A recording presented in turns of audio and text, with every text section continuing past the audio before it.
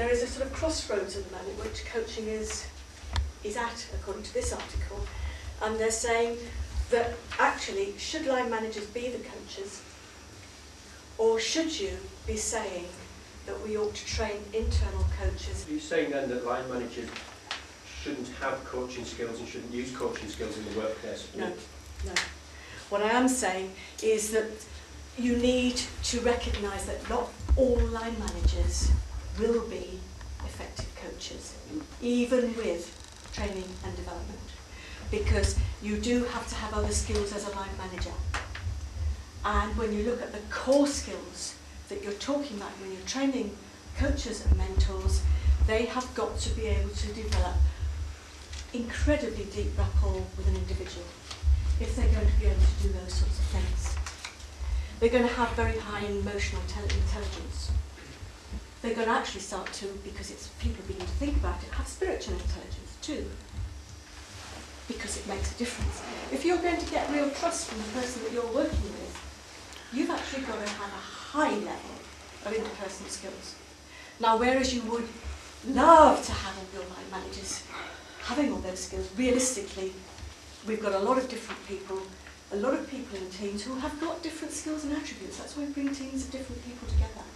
There is issues of motive. There's also perception of the line manager.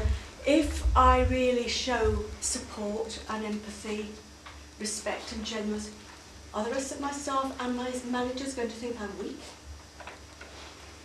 So there's issues about that role, there's issues about boundaries. There is often a conflict between being the support of the developer and the judge of performance management. It depends on whether the coaching is for performance management or whether it is for the individual, and there's a difference as to how you approach it. Absolutely, and you come back to, line managers can often give job and skill task-based coaching and instructions because it's good, it's short, you can see whether the person's got it or not got it, and you move on. And if an organisation is really looking to improve its strategic business performance, it knows what it needs to do, it's got its vision, it's going to involve change, they're going to need, in order to support that, really effective coaches and mentors to support and help people through that change process, to get them to be confident to move forward, to drive that forward. Line managers will have enough on their plate, frankly, to be able to do that, and they will need some support themselves. So it's not a question of saying line managers shouldn't or ought not to, but recognise that not all are going to be as effective as others and may not have as much time depending on that role. And to be able to have that recognition, we can use other people as well. And it shouldn't just be just of the same above grade, it can be peer level coaching. There's some superb work going on at peer level coaching, even from grades below that which you are at. Superb stuff going on when you start to take away those barriers. And what we're talking about then is that we're really embedding coaching and mentoring into the culture. It is the way we do things. So it's cross grades, it's across functions, it's across levels.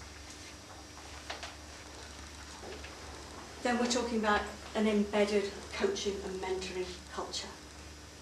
There aren't many organisations that have got there, but it's the aspiration, it's the thing that really does make a difference.